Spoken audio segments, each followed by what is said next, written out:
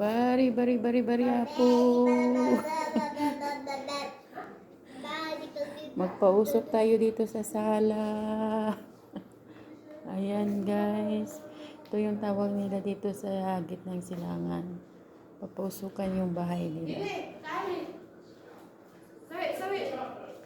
Pinapalayas nila yung mga masamang.